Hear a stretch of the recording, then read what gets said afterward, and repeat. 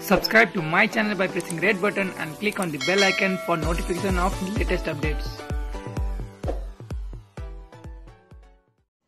प्रधानमन्त्री केपी शर्मा ओलीले न्यायपालिकाको निष्पक्षतामाथि गम्भीर प्रश्न उठाएका छन्। लोकतन्त्रको प्रमुख स्तम्भ व्यवस्थापिकालाई विघटन गर्दै आएका प्रधानमन्त्रीले आफूमाथि न्यायपालिकाले प्रश्न उठाएपछि शक्ति पृथकीकरणको सिद्धान्त सम्झिएका छन्। प्रधानमन्त्री ओलीले दुई विषयलाई लिएर न्यायालयमाथि प्रश्न गरेका हुन्। 20 जना मन्त्रीलाई पदमुक्त गर्ने सर्वोच्च अदालतको आदेश सेटिङमा आएको भन्दै प्रधानमन्त्रीले असन्तुष्टि व्यक्त गरेका छन्। त्यस्तै प्रतिनिधि सभा विघटन बदल र शेरबहादुर देउवालाई प्रधानमन्त्रीमा नियुक्ति गर्नुपर्ने भन्दै बहुमत सांसदले प्रस्तुत गरेको रिटमा अदालतले सुनाई गरेकोमा उनको असन्तुष्टि छ। 2 जेठमा प्रतिनिधि सभा विघटन गरेपछि स्वत कामचलाउ बनेका प्रधानमन्त्री ओलीले 21 र 27 जेठमा मन्त्री परिषद विस्तार गरेका थिए। तर मन्त्री परिषद विस्तारलाई असंवैधानिक भन्दै सर्वोच्चले उनका 20 जना मन्त्रीलाई 8 असारमा पद मुक्त गरेपछि असन्तुष्ट प्रधानमन्त्री ओलीले न्यायपालिकामाथि प्रश्न उठाएका हुन्। सरकारी निवास बालुवाटारमा शुक्रबार परराष्ट्र मामिला अध्ययन प्रतिष्ठानद्वारा सम्पादित एक प्रकाशित पुस्तकको लोकार्पण कार्यक्रममा प्रधानमन्त्रीले न्यायालयले निर्णय गर्नु पूर्व नै फैसलाबारे सार्वजनिक चर्चा गरिनुले प्रश्न खडा गरेको बताएका हुन्। कसैले अघिल्लै दिन घोषणा गरेका थिए, कसरी गरे त्यो पनि गजबै छ। धादिङमा अघिल्लै दिन भने नियुक्त गरिएका मन्त्रीहरू भोलि अदालतले हटाउँदैछ भन्ने सूचना मैले पाएको छु।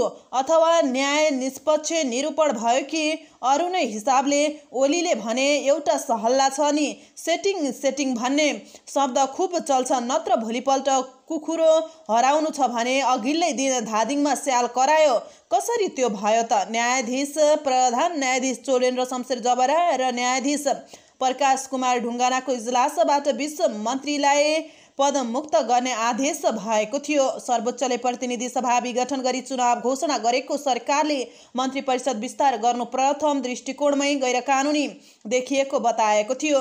यस विषयमा अदालतबाट फैसला आउनु अघिल्लो दिन माओवादी केन्द्रका अध्यक्ष पुष्पकमल दाहाल प्रचण्डले धादिङबाट अदालतले यस्तो गर्दैछ भने अभिव्यक्ति दिएकाले न्यायालयको निष्पक्षतामाथि प्रश्न खडा भएको प्रधानमन्त्रीको जिकिर छ। तर बिहीबार सञ्चारकर्मीहरूसँगको छलफलमा प्रचण्डले आफूले धादिङमा दिएको अभिव्यक्तिबारे भनेका थिए। धादिङमा केही साथीहरूले मलाई देख्ने बित्तिकै कोठाभित्र बसेका बेला अब के हुन्छ भनेर सोध्नु नै भए।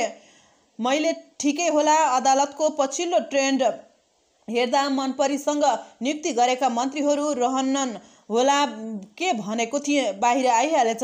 ल, प्रचण्डले भनेपछि सेटिङ भयो भनियो, केही सेटिङ छैन, ढुक्क हुनुहोस्, सेटिङ छ भन्ने भत्काउने उद्देश्य चाहिँ हाम्रो छ।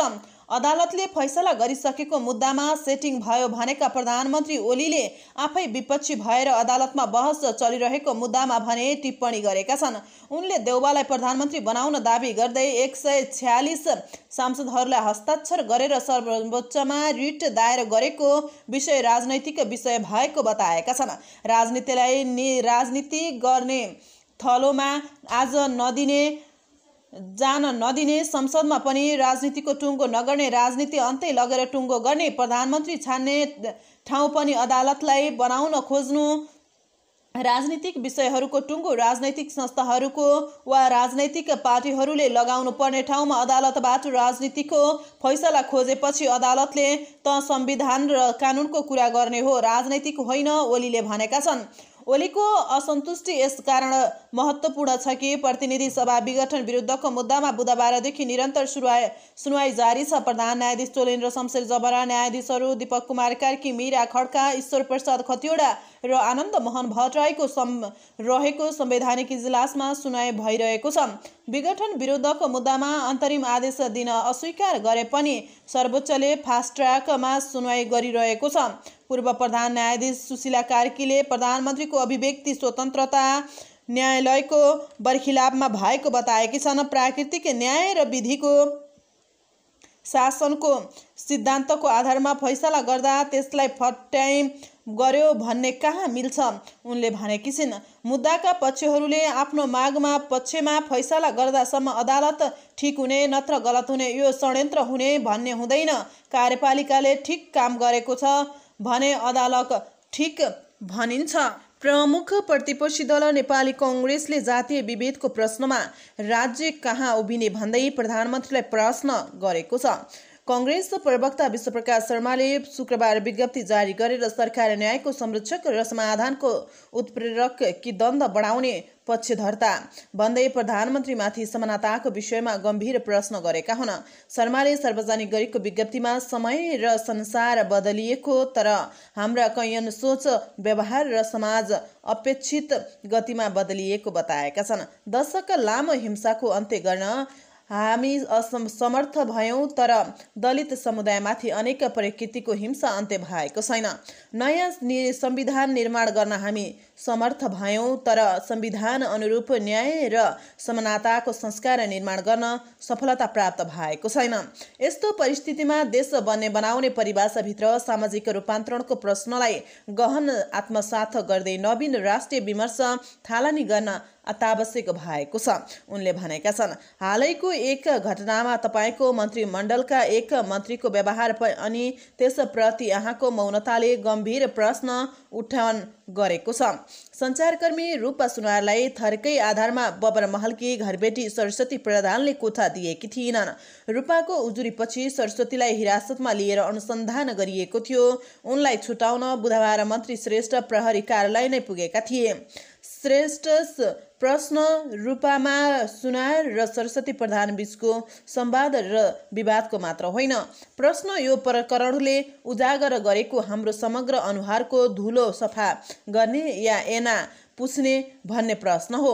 उनले भनेका छन्, सस्तो राजनीति चाहन्छौं कि जिम्मेवार ढङ्गले विषयको उठान र निन्दा गर्ने राज्य व्यवस्था चाहन्छौं भन्नेमा हुन्छ। जसपा जनता समाजवादी पार्टी नेपालका प्रभावशाली नेता तथा निवर्तमान मन्त्री लक्ष्मणलाल कर्णले आफूहरू माग र मुद्दा सम्बोधन गराउनको लागि नै सरकारमा सहभागी भएको दाबी गरेका छन्। शुक्रबार बिहान नेपाली रेडियो नेटवर्कबाट प्रसारण भएको नेपाली बहस कार्यक्रममा पत्रकार ऋषि धमलासँग कुरा गर्दै उनले यस्तो बताएका हुन्। उनले आफूहरू मन्त्री बन्नको लागि हतारिएको भनेर गरिएको टिप्पणी गलत भएको बताएका छन्। देउवा र दाहालले आफ्ना माग सम्बोधन नगरेको जिकिर गरेका छन्। उनले आफूहरू प्रधानमन्त्री केपी शर्मा ओलीको जालमा फसेको भन्नु गलत भएको दाबी गरेका छन्। उनले आफूहरू माग र मुद्दा सम्बोधन गराउनको लागि नै सरकारमा सहभागी भएको जिकिर गरेका छन्। आफूहरूले यसअघि आफ्ना नेता तथा कार्यकर्ताहरूमाथि लगाई मुद्दा फिर्ताको लागि कांग्रेस सभापति शेरबहादुर देउवा र माओवादी केन्द्रका अध्यक्ष पुष्पकमल दाहालसँग पनि भेटेको उनले स्मरण गराएका छन्।